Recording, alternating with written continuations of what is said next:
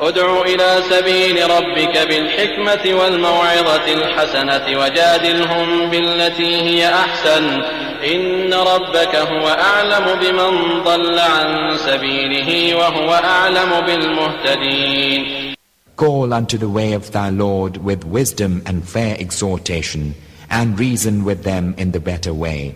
Lo, thy Lord is best aware of him who strayeth from his way, and he is best aware of those who go aright. Dr. Abdul Majid Ali Hassan has completed his PhD from Halifax University, Dubai, and he was an imam in Dubai for a long time, and Alhamdulillah he has settled now in the UK. He is a presenter in Islam channel, especially for question and answer. Kindly call Dr. Abdul Majid Ali Hassan to present his talk.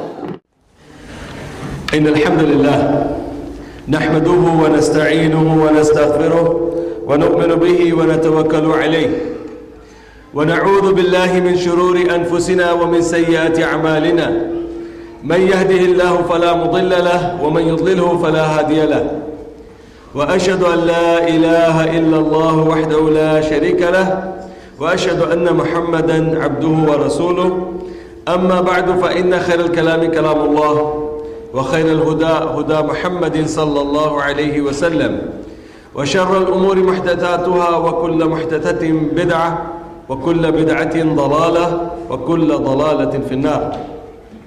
يا أيها الذين آمنوا اتقوا الله حق تقاته ولا تموتن إلا وأنتم مسلمون. يا أيها الناس اتقوا ربكم الذي خلقكم من نفس واحدة وخلق منها زوجها وبث منهما رجالا كثيرا ونساء واتقوا الله الذي تساءلون به والأرحام إن الله كان عليكم رقيبا. يا أيها الذين آمنوا اتقوا الله وقولوا قولا سديدا يصلح لكم أعمالكم ويغفر لكم ذنوبكم ومن يطع الله ورسوله فقد فاز فوزا عظيما.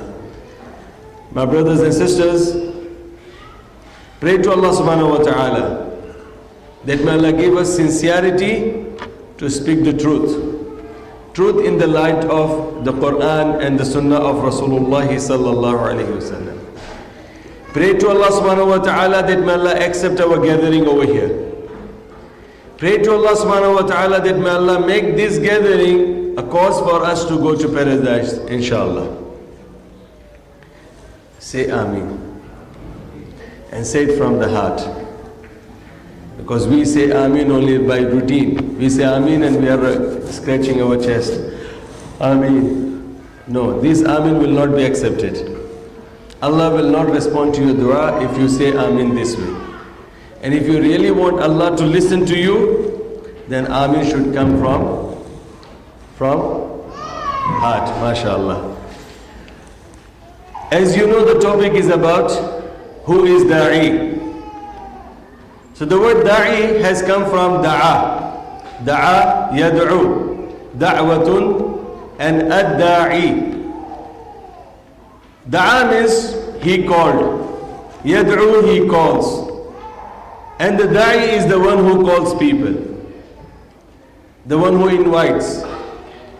And when we talk about Da'i, yes, you might be thinking the Da'i has to be alim, allama, hafiz, must be having a degree, must be qualified from university. He can be Da'i.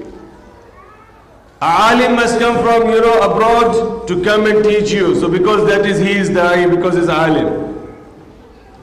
And this understanding keeps us away from our responsibility as Da'is. So today, inshallah, when you leave this hall, and if you don't agree with me, then you can do whatever you want to do, and what you were doing, you can continue with that. But if you agree with my lecture, now listen please, don't disturb, don't talk, because these are all very, very important points which I'm going to give you. Your time is precious, my time is precious, alhamdulillah. So we are here to understand who is Da'i. And if you agree with me, then when you leave from this hall, I want everybody to be da'i, inshallah. Inshallah. Say inshallah. Yes, it won't cost you any money. Money will come to you, inshallah. Dunya will come to you, inshallah. Allah will bless you with the dunya. Allah will bless you with the honor. Allah will bless you with the respect. Allah will remove you from the calamities. Allah will remove all your sufferings and hardships if you are da'i ila Allah. So let's understand who is da'i in Islam. In the Quran, if you read the ayat of Allah subhanahu wa ta'ala which Allah has mentioned, Allah subhanahu wa ta'ala has given us the example of all the Anbiya and Rasul. In Surah Al-Baqarah, Allah subhanahu wa ta'ala has said, كان الناس أمة واحدة فبعث الله النبيين مبشرين ومنذرين وأنزل معهم الكتاب بالحق ليحكم بين الناس فيما اختلفوا فيه. Allah is saying that the whole mankind was one nation. In Surah Al-Baqarah chapter 2 and the verse is 213. If you want to make a note, you should make a note and verify it and check it. That will remind you your responsibility, inshallah.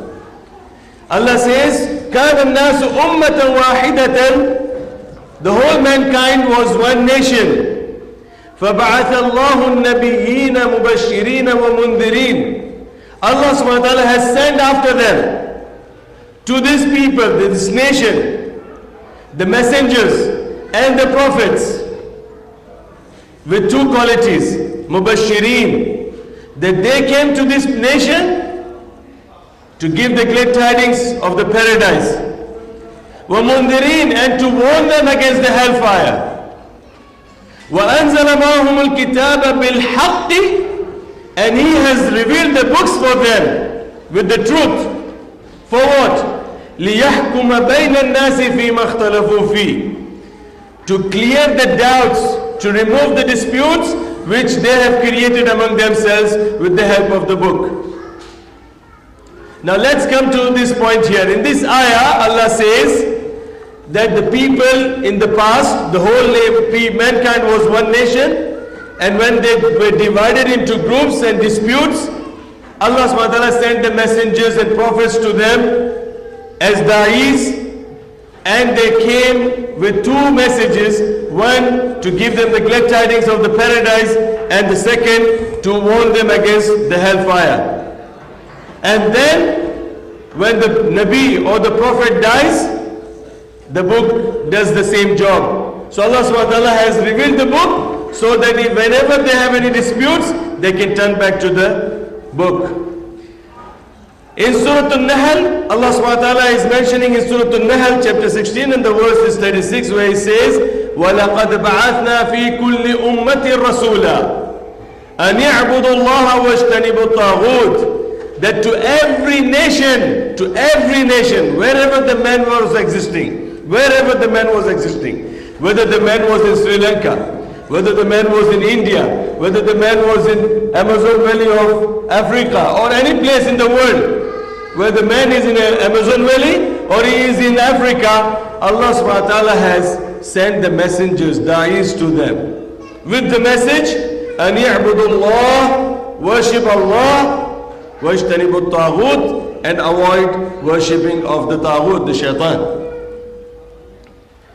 The similar message is given to us if we read Surah Hud and if we read Surah Araf, the stories of the prophets and messengers.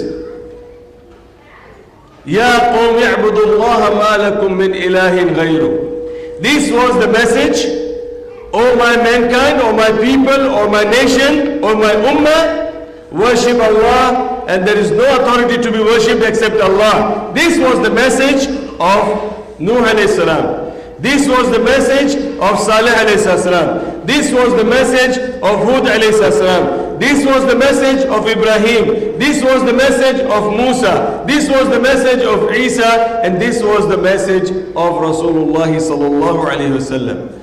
So this was the message of all the Anbiya alayhi salam. And they were da'is. Okay, it's very simple. They were prophets, messengers, Allah made them da'is. Me, I'm not a da'i. It's not my duty. Let's come to the ayah. Allah subhanahu wa ta'ala has said to Rasulullah sallallahu alayhi wa sallam, Ya ayyuha rasul, Ya ayyuha rasul. This is in Surah Al-Ma'idah, chapter 5, verse 67.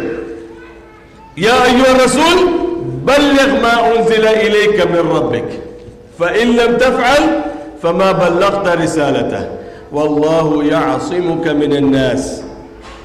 O Messenger Muhammad sallallahu alayhi wa sallam. My brothers and sisters, whenever I say Rasulullah, please say sallallahu alayhi wa sallam. This is must, it is a command. And Rasulullah sallallahu alayhi wa sallam has said, the one who hears my name and he is not invoking the durood upon me, may Allah curse him. So we are here to get Allah's mercy and not Allah's curse. So please, send durood upon Rasulullah. Allah is saying, O Messenger, sallallahu alayhi wasallam, convey my message to the people, the thing that is revealed to you from the Quran. And if you are not doing this duty, then as if you have not fulfilled the rights that is given to you, the right of the Quran. And don't worry about the people. You should not be worried about what the people will say. You might make somebody happy, you might make somebody upset, but don't worry about that. Wallahu ya'asimuka minan nas. Allah will provide you the protection against the people. Allah will protect you. You as a messenger, your duty is to convey the message of Allah. Now the same thing, this ayah is in Surah Al-Ma'idah, chapter 5, verse 67. Similar ayah is mentioned in Surah Yusuf, chapter 12 and the verse 108. It says, قُلْ هَذِهِ سَبِيلِي أَدْعُو إِلَى اللَّهِ على بصيرة أنا ومن اتبعني وسبحان الله وما أنا من المشركين. Allahu Akbar. Very serious ayah. Very serious ayah. I think sisters are getting disturbed. My sisters, this message is for you all. Please be serious.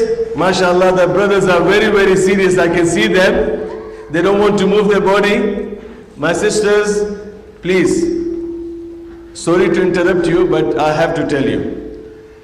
My whole career is as a teacher. I used to be teacher for 20 years, so I can observe even the last one who is sitting there. So you can't escape from me, inshallah. So listen, please be attentive. Allah subhanahu wa ta'ala is saying, O Muhammad, tell these people, هَذِهِ سَبِيلِي. This is my path. This is my path. أَدْعُو إِلَى اللَّهِ. I'm inviting you to Allah. عَلَى بَصِيرَةٍ. Based on the true knowledge. Very important point, okay? Remember, I'll come back to this point. أَنَا وَمَنِ اتَّبَعَنِي.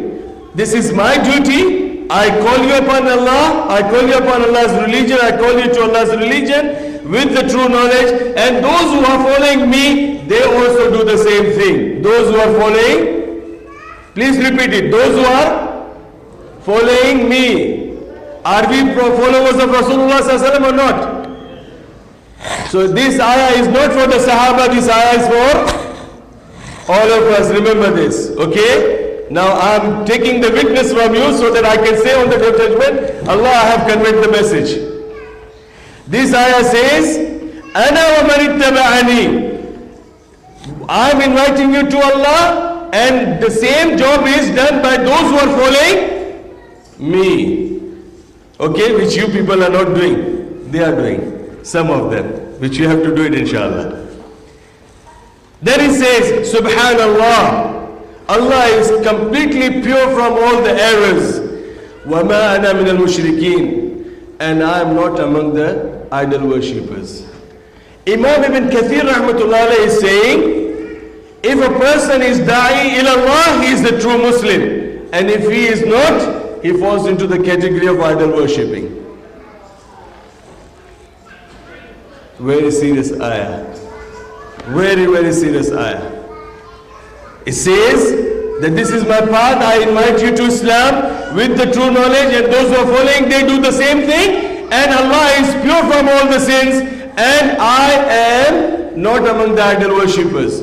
So means the da'i who invites people to Allah, he is not a idol worshipper. And what is the opposite of that? You make the conclusion. I don't want to give you the conclusion. Again, in Surah An-Nahl, chapter 16, verse 125, it says, "Ud'u ila rabbik, sabili rabbika bil hikmah wal maw'izati al hasanah wajadilhum billati hiya ahsan. Inna rabbaka huwa a'lamu biman dhalla an sabilihi wa huwa a'lamu bil muhtadin." O Muhammad sallallahu alaihi wasallam, invite the people to the path of your Lord with wisdom and with good news, mu'izatil hasana, with good speech, with the thing that could mold their hearts, bring the fear of Allah in their hearts. And it says, wajadilhum billati hiya ahsan. And even if you want to argue with them, your argument should be on in the way, it should be in a good manner. Billati hiya ahsan, it should be in a good manner. Not like you say, you are kafir, you are jahannami, you are this, you are that, Allah curse you. And he invites the people not to go to him. He is this and that. No. Like in India and Pakistan, sometimes when they have the debates, they even throw the shoes. They even throw the tomatoes. Why? Because this is the result of their arguments. Allah says you have to argue with him, with the people, but your argument should be in the discipline of your manners. You should not cross the discipline. And then Allah says that He knows who is the guided one and who is misguided.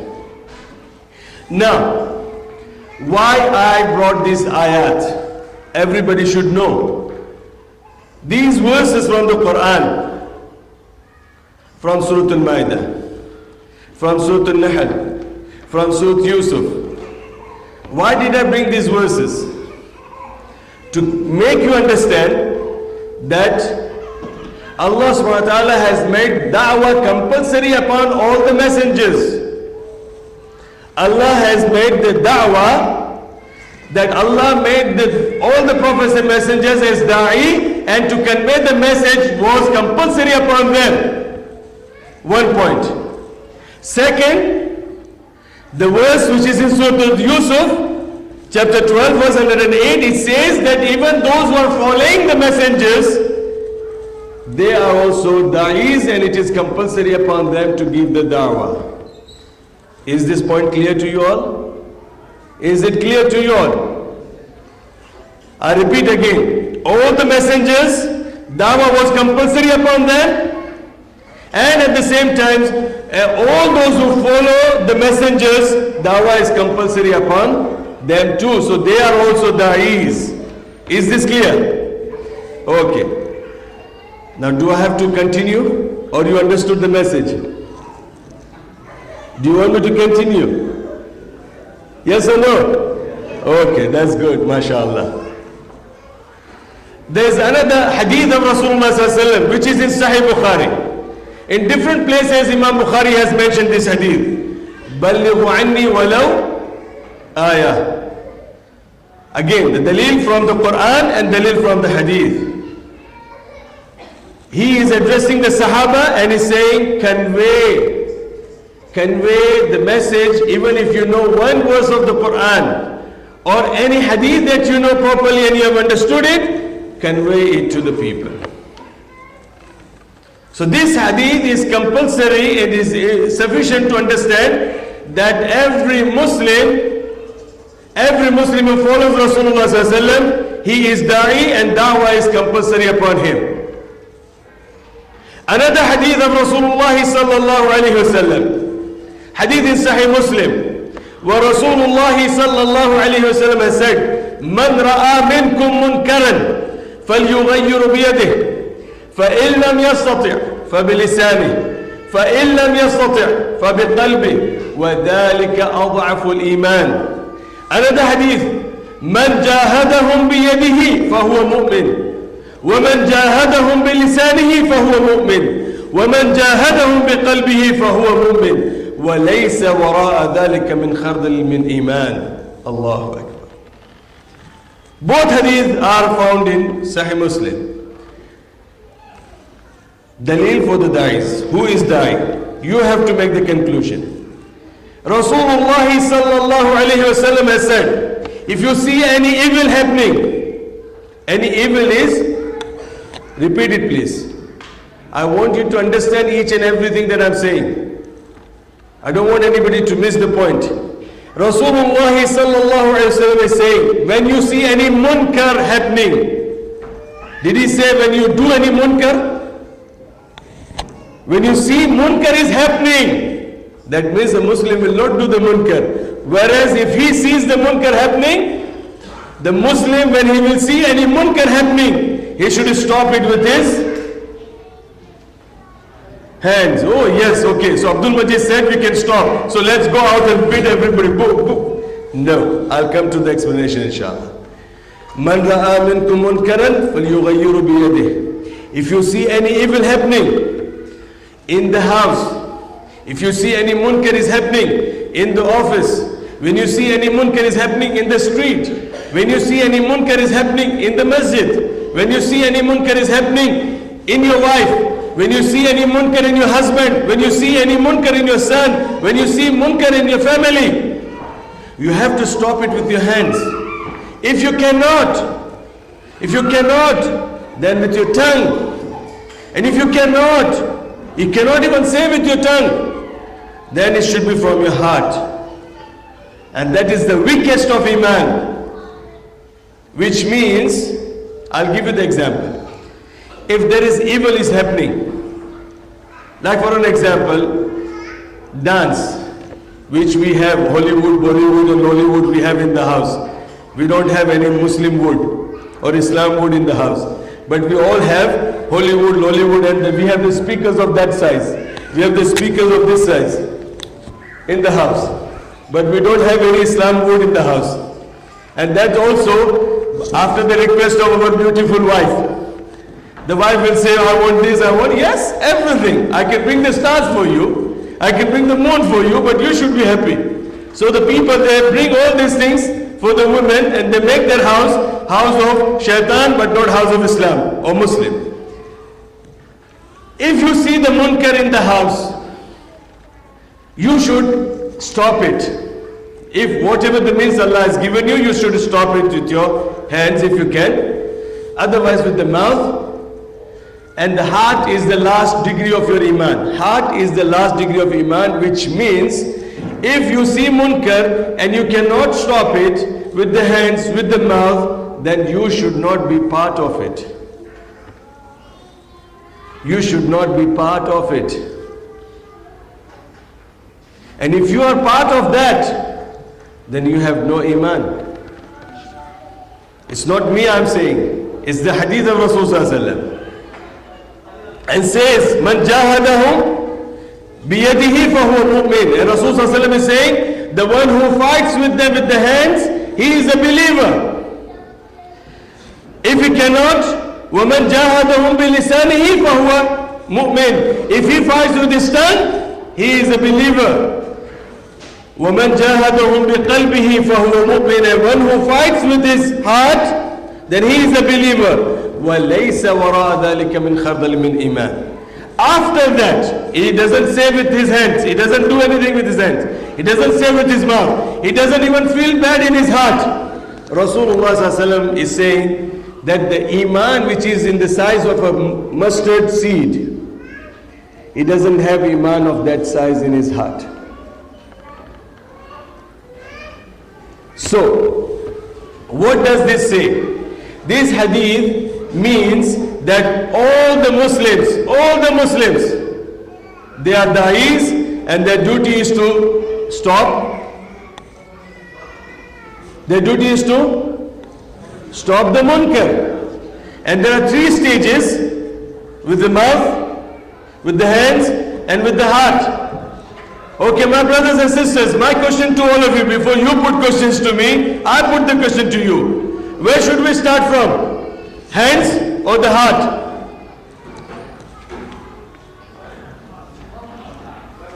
That brother is saying hands. Those who are saying hearts, please raise your hands. Sisters, the question is for you all. Your understanding is different then. All of you must be given the guns to fight.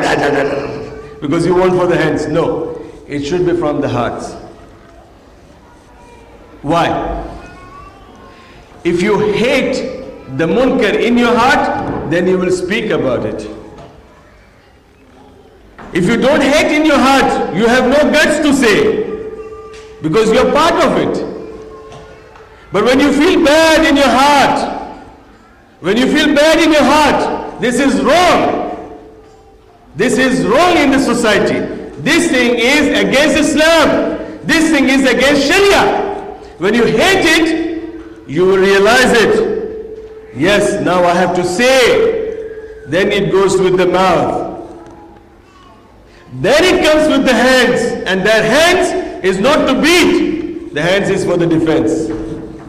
The hands is for the defense. Those who are saying boof boof, it's not like that. Yes, when you are at war, yes, don't spare.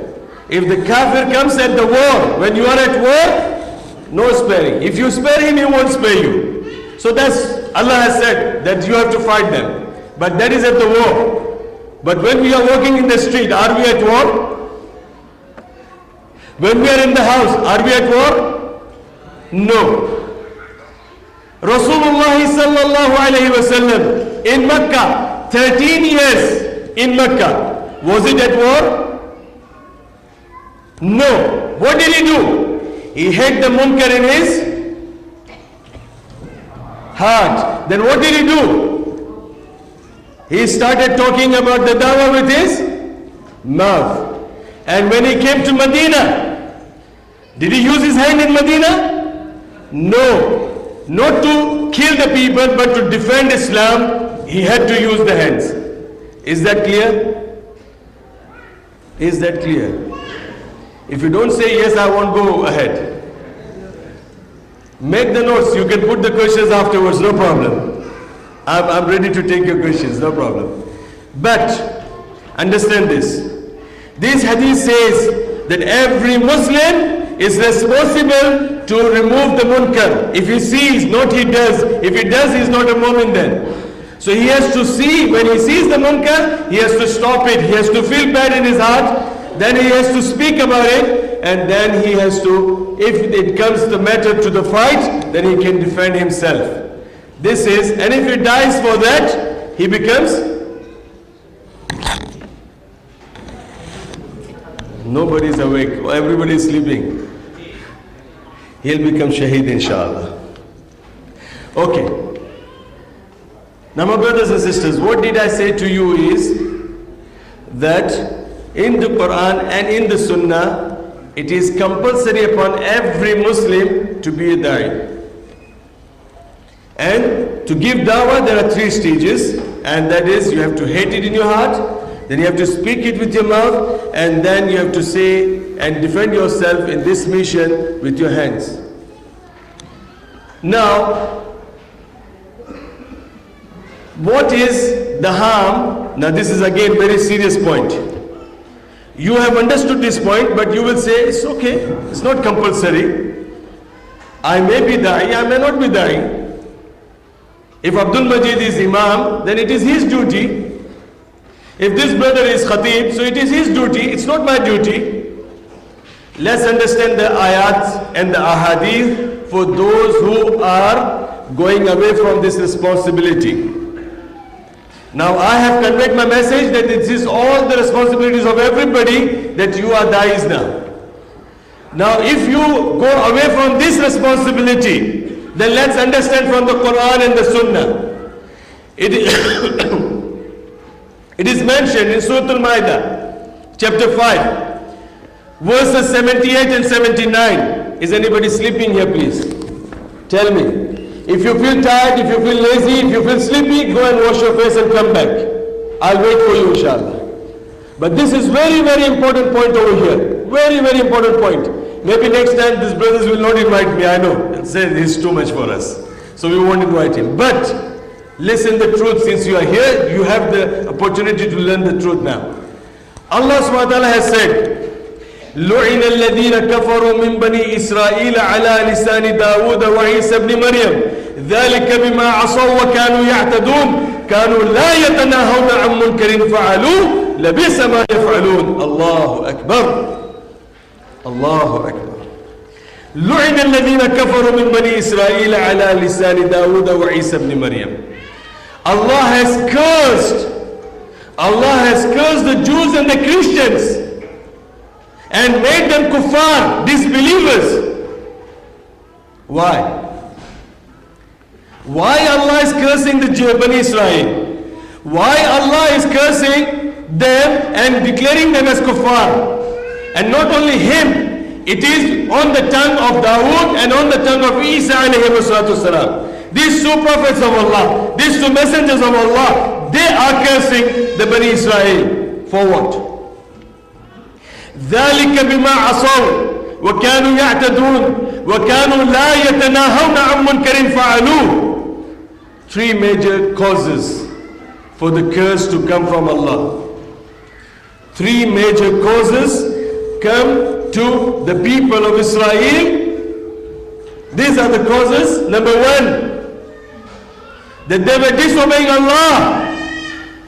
They were disobeying Allah. Remember this point. Anybody who disobeys Allah, the curse is there on him. Number two, crossing the limits, transgressing, crossing the limits of halal and haram, do's and don'ts. وَكَانُوا لَا يَتَنَاهَوْنَ عَن مُنْكَرٍ فَعَلُوهُ. And when they found Bani Israel, when they found the munkar among them, among their families, among their brothers, among their sisters, in their locality, in their village, in their town, in the country, they didn't stop it. So these were the three reasons Allah cursed them. These were the three reasons they became disbelievers. This is Allah. And Allah said about this Bani Israel, in Surah Al-Baqarah, three places Allah has mentioned. يا بني إسرائيل اذكروا نعمتي التي أنعمت عليكم وأني فضلتكم على العالمين. O children of Israel, remember my favors, and I have bestowed and have honored you as the best nation all over the world. This was the nation. Allah has blessed them, honored them over all the nations at a time. But at this time, Allah is cursing them. Allah is cursing them. Allah is declaring them as kuffar. Why? They were disobeying Allah. They were crossing the limits, and they were not doing the da'wah work. They were not da'is. So that is the last point. So my brothers and sisters, come back to ourselves. If we disobey Allah, we will be cursed. If we crosses the limit of Allah, we will be cursed. And if we are not da'is, we will be cursed. Is that clear? Yes or no? Yes. Now let's take another example. Hadith of Rasulullah sallallahu alayhi wa sallam. Explanation to this the ayah. That the Bani Israel, when they used to see munkar happening in the family, they would say, my brother, my sister, don't do this today. The next day they are again sitting and eating and drinking and playing with them. Forget about the dawah. What punishment came to them, you know? Hadith in Abu Dawood. The Rasulullah sallallahu alayhi wa sallam has said, Allah has changed their faces to pigs and monkeys. Qiradata wa khanazir. They were changed. Their faces were changed to khinzir and the monkeys. And they lived only for 3 days. They lived only for 3 days, and after that they died. So their generation is not continued. The generation is not continued. So my brothers and sisters, they were the nations, they were the people of the book, Torah, Injil and Zabur, we are also people of book. Allah gave us Quran. If that is the honor to them, the same honor is to us, which I will quote the ayah for you. And if that is the fall for them, this will be the fall for us. If they are blessed, we will be blessed, because Allah will not do injustice to us. If they are blessed, we will be blessed. And if they are cursed, we will also be cursed. And if they are punished, we will also be punished. But our punishment will not be in the form of khinzir and monkeys. Why? Because Rasulullah sallallahu alayhi wasallam made dua to Allah. Allah, don't give the punishment to my ummah, the punishment that you gave to the ummah before us. That's why this punishment will not come to us in that form. Otherwise, we are qualified to be of that type. Another hadith in Sahih Bukhari, Rasulullah sallallahu alayhi wasallam has said, there's a big ship. You'll remember the word Titanic, so you'll remember that. People were living in 2 stories. Some were on the ground floor in the ship, and some on the first floor. Hadith in Sahih Bukhari. Please, don't divert your mind. Very important. Next time when I come, inshallah, I want you to be in my place. And I should be there in the audience to listen to you, inshallah. Rasulullah ﷺ has said the people who were on the ground floor, they were always rushing and they were in need of water. So they would go up and collect the water and they come down. They felt that we are disturbing the people on the first floor. So why can't we just make a hall in the ship? We are inside the ocean. All around we have water. Why can't we make a hall in this ship and take the water rather than disturbing them? And they started digging the hole. Rasulullah sallallahu alayhi wasallam is talking about the people who were in the first floor. He said that they knew that these people, what they are doing is munkar. It's wrong what they are doing. And Rasulullah sallallahu alayhi wasallam has said, if they have stopped them, they would have saved their lives and their lives too. But since they did not stop them, they said, okay, they are doing something good, they are thinking good of us, so let them do it. And they were drowned, all of them. And this example is for us. Today, when you see Islam channel, when you see Peace TV, when you see any Islamic advertisement where they show the people are killed in Palestine, we feel bad about it. How long? How long we feel bad about it? After the advertisement is gone, again we are doom. We are gone. We are busy with the lovers, we are busy with the music, we are busy with this, we are busy with that. What is this?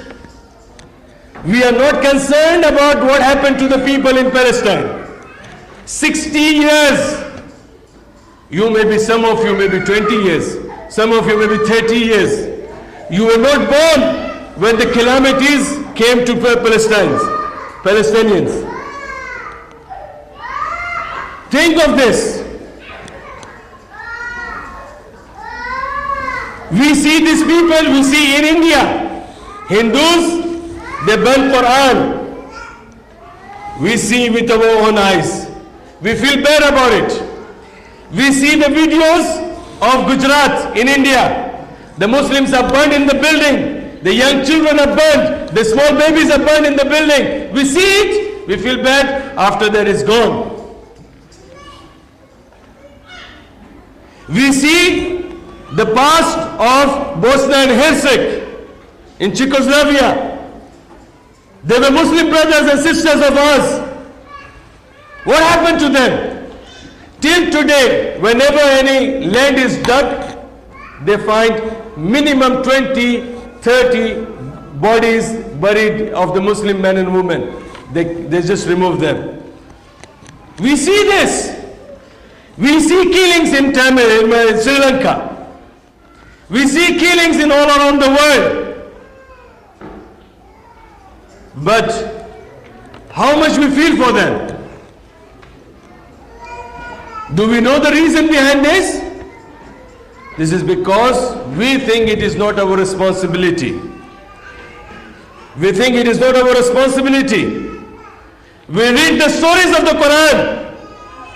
We know the people in the Quran, how Allah subhanahu wa ta'ala perished them and destroyed them and perished them away, destroyed them completely.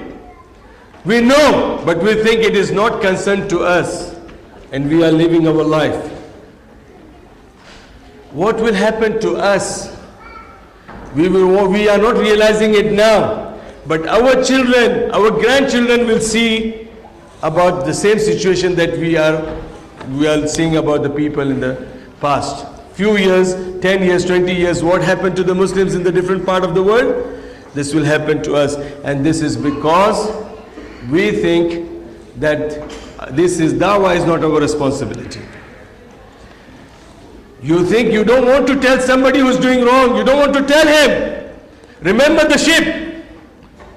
The people, they could see that they are doing something wrong, they will be the cause for us to be drowned, sink in the water.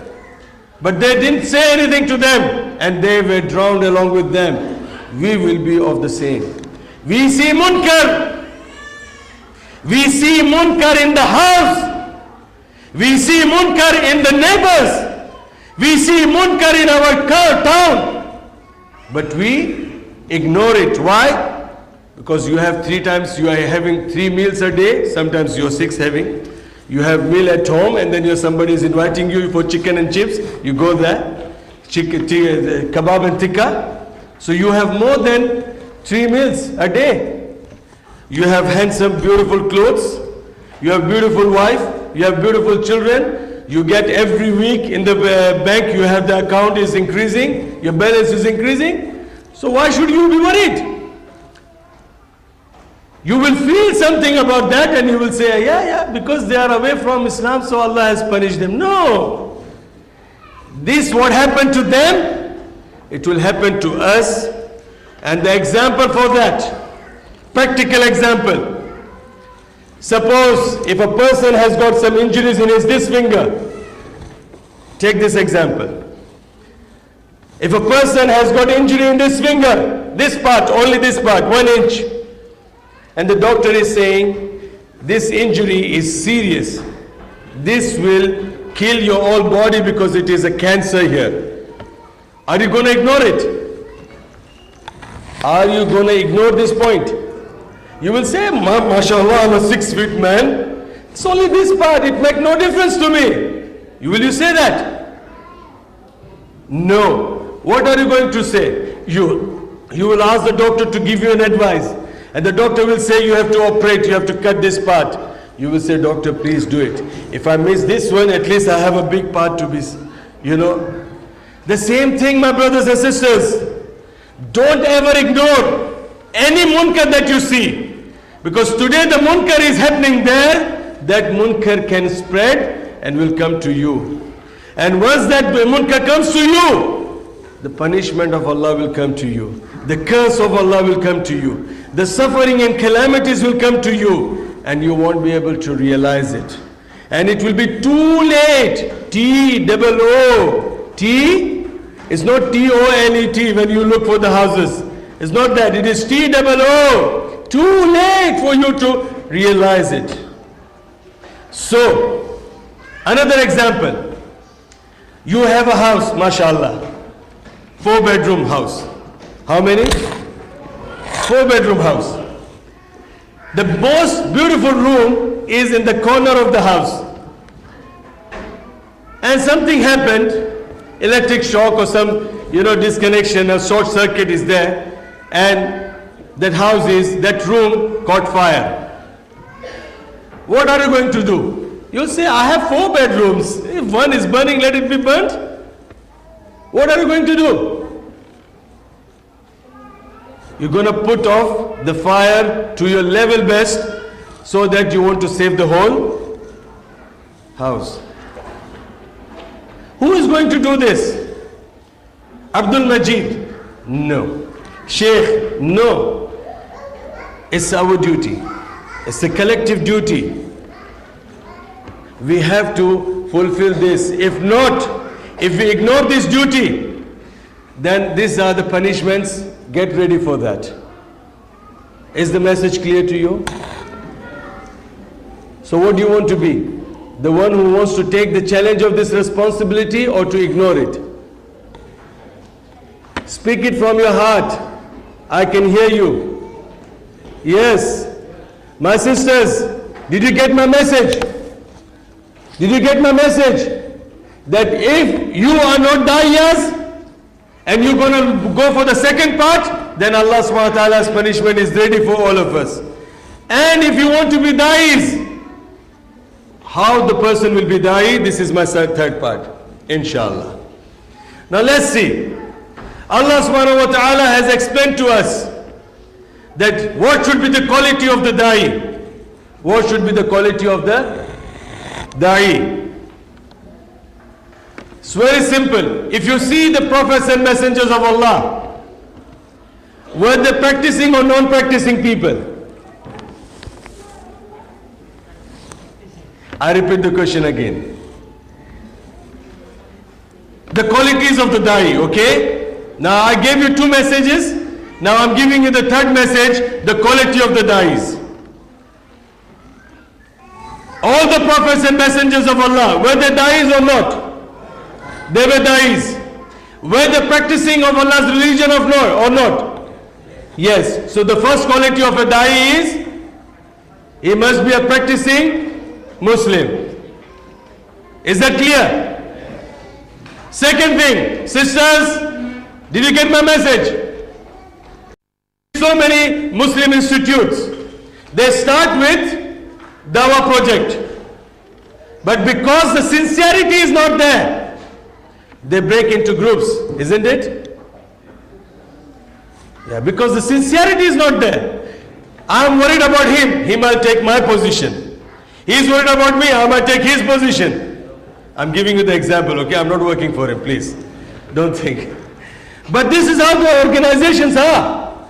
This is how the people are. When they establish something, they break into groups because the sincerity is not there. They are practicing. They might be praying tahajjud in the house at night. They might be Hafiz Quran. But the sincerity is not there. They do these dawah activities for the benefits of dunya. And all the prophets and all the messengers of Allah, they said that we don't ask any wages for our dawah. So the third quality, first quality, practicing. Second quality, sincerity. Third quality, never expect the same what you are giving to the others. What do I mean by that? They have invited me here. I came from Luton. It took me 2 hours plus to come over here. I brought my children with me. I brought my brother with me to bring me from Luton to here, with this intention that this message should be given to my sisters, my brothers and my children. Even if they don't pay me, I will not say you didn't pay me so I won't come. Wallahi. This is called that you do good but don't expect the same from others. This is the third quality. And this is what all the prophets and messengers, they gave everything. They gave their time, they gave their life, they gave everything to the ummah, but they didn't ask any ummah to give them anything back to them. So this is the quality of a da'i, practicing, sincere, and not expecting anything from the people. Let's go to the next part. What is the fourth quality? The fourth quality of a da'i, that he should have the knowledge of Quran and the Sunnah. Suppose, if I tell you cigarette is haram, it's very simple. I can say cigarette is haram. But somebody will say, why it is haram? I'll scratch my head. Why is haram? I have to no answer. Because he can put you in trouble. He can say, is the cigarette mentioned in the Quran? You will say no. Is the cigarette mentioned in the hadith? You will say no. Did Rasulullah say cigarette haram? You will say no. So how can you make the cigarette haram? So for that you have to have a knowledge. If you don't have the knowledge from the Quran and the Sunnah and the current situation, you cannot be a true da'i. You will be trapped. Which I know many of you are waiting for the question answer session, so you want to put me in trap by your tricky questions, yes. This is how. You have to have the knowledge of Quran and Sunnah. If you don't have the knowledge of Quran and Sunnah, then you are going against the ayah which is in Surah Yusuf, ayah number, Surah chapter 12 and the verse is 108, where it says, "Ala basiratin, ana wa man ittaba'ani." We are inviting you to Allah based on the true ilm, true knowledge. I told you I'll come back to that point, remember, but you people are not listening to me. Maybe you are looking at my personality, white shoes, shining suit, or the way I'm standing, the way I'm moving my bodies. No, listen what I'm saying to you and remember the points. And I told you I'm a teacher, so I won't be a lecturer like, continuously giving. I want everybody to be alert. I'll give you one joke and then I'll go to the topic again. A professor was giving a lecture in the university, in the class. And he saw a student looking into the window, peeping outside and whistling. So the professor got angry. Said, "How come you are insulting me? I'm giving a lecture and you're whistling and you're not attending?" He said, "That is why I'm the only who is awake." So I don't want anybody to sleep in my lecture. That's why I give a question so that you should be alert. Your mind should be ready to understand what I'm saying. Now let's go to the point here. How much time do I have? 6:30 is the time. 6:30.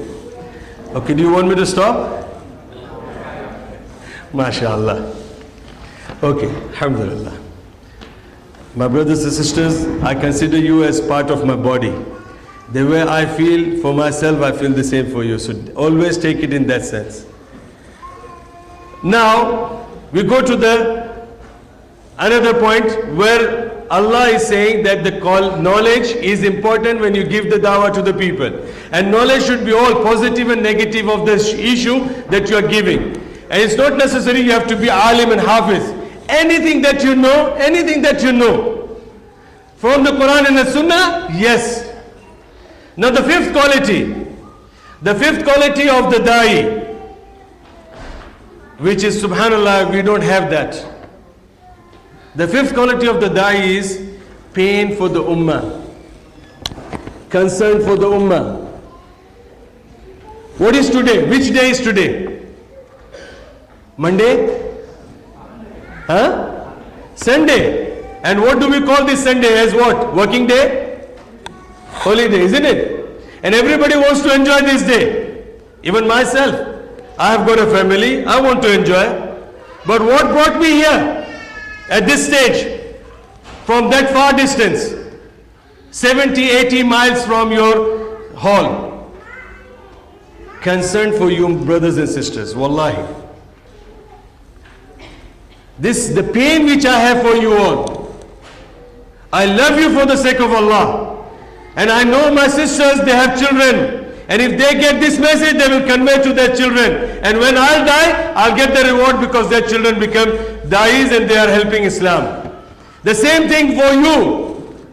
Even if you don't give anything to me, alhamdulillah, which is not my intention. My intention is, take this message and be da'i for the whole ummah, so that inshallah, this ummah will be saved. And this can only come if we have pain and concern in ourselves for the ummah. Like Rasulullah sallallahu alayhi wa sallam said, Al-mu'minu ka-jasadin wahid, yashuddu ba'duhum ba'd. Believers are like one single body. This is the hadith of Rasulullah sallallahu alayhi wa sallam.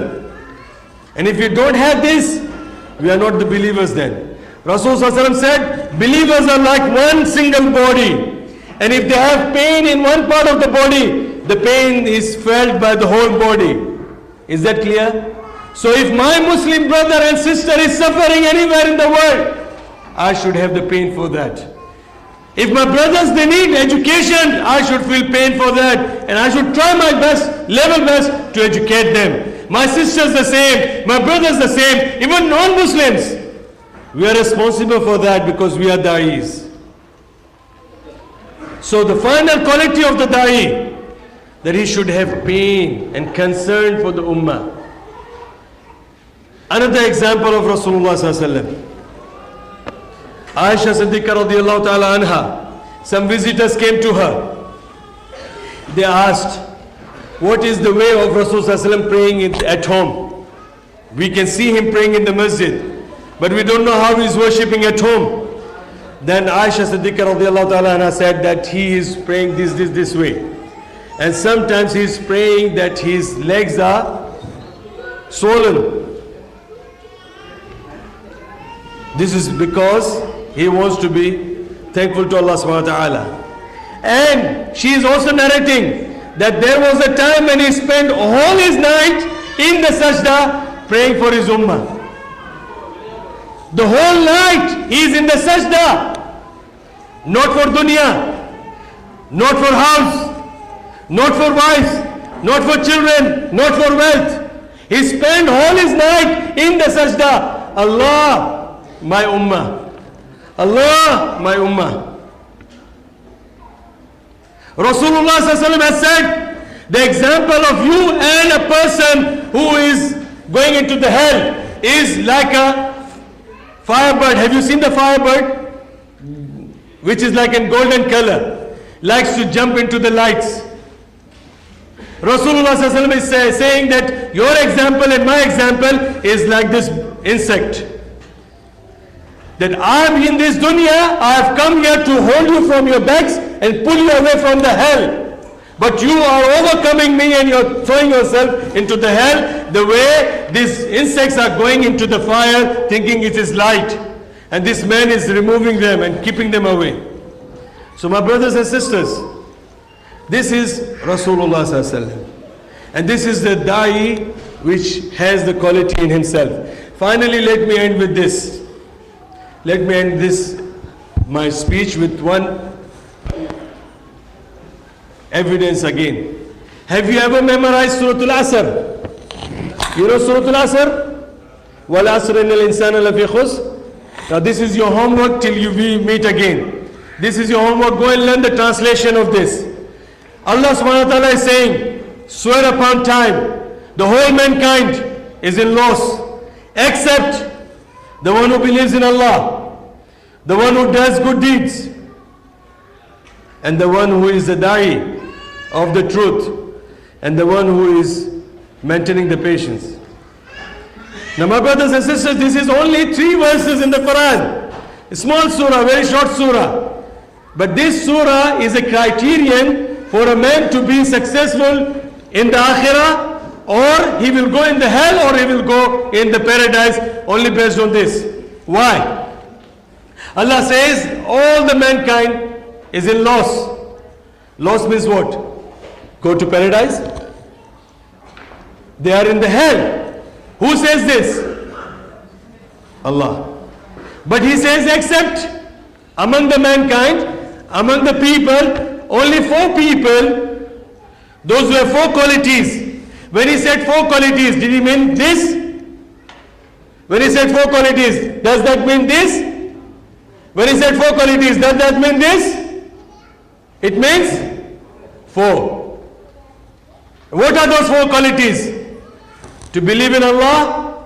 Do we all believe in Allah or not? Louder please. Yes. إِلَّا الَّذِينَ آمَنُوا وَعَمِلُوا الصَّالِحَاتِ. We all try to do good deeds. Yes or not? Yes. وَتَوَاصَوْا بِالْحَقِّ. Are we da'is? No. You don't even like to say no. That's the truth. Are we da'is? Inshallah. From now, inshallah. وَتَوَاصَوْا بِالْحَقِّ. The one who gives the dawah of the truth and stops the people from the truth. He accepts the truth when people come to him. When somebody advised me, Abdul Majid, this is wrong, I should say yes, Jazakallah khair, and I will correct myself. This is called tawaso with ta. In Arabic, when you have ta with the verb, it means from both the sides, both the parties, giving and taking. وَتَوَاصَوْا بِالصَّبْرِ. And the one who has patience in this dawah. It is difficult. Yes, your wife will be upset. Why are you going on Sunday for the dawah? Sunday is my day. She will be upset. No. Your children will be upset. Daddy, why are you going for the dawah? This is our day. Why don't you take us to the park? No, don't worry. Make them the eyes, inshallah. Make them as responsible for this. Now, my brothers and sisters, this hadith, this ayah confirms that if you don't have these 4 conditions, none of us will be successful in the dunya or in the akhirah.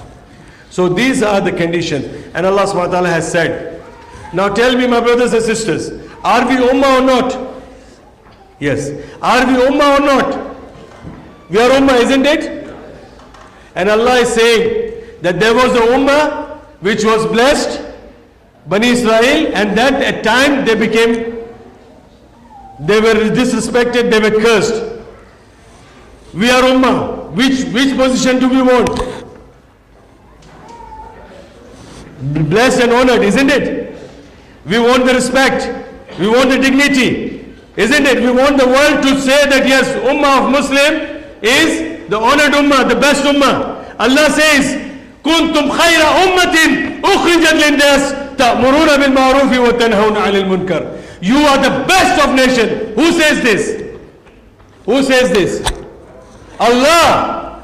He speaks about us.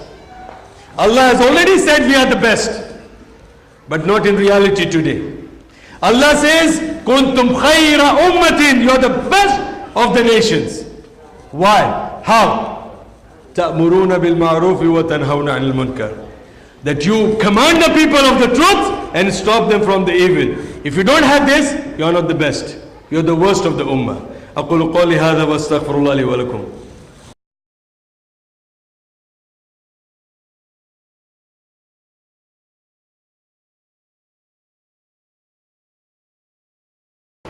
Jazakumullah khair. Dr. Abdul Majid Ali Hassan. Alhamdulillah, Dr. Abdul Majid Ali Hassan spoke to us from his heart, and he made some responsibility for all of us to be the da'i. First of all, we have to be practicing Muslim, and at the same time, we have to be a da'i if we want to get the blessings of Almighty Allah. Jazakumullah khair once again to Dr. Abdul Majid Ali Hassan. And for next, on the request of Dr. Abdul Majid Ali Hassan's son, I call his son Yusuf to recite a small qiraat.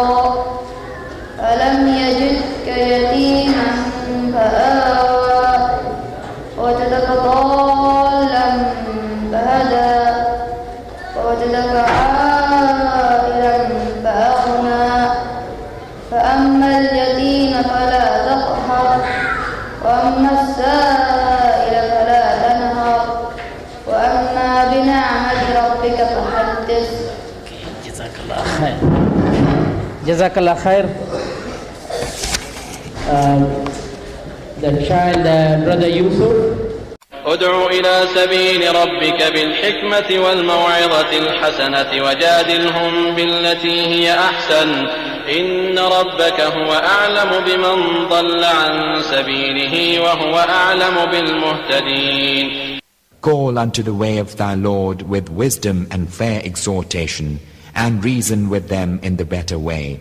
Lo, thy Lord is best aware of him who strayeth from his way, and he is best aware of those who go aright.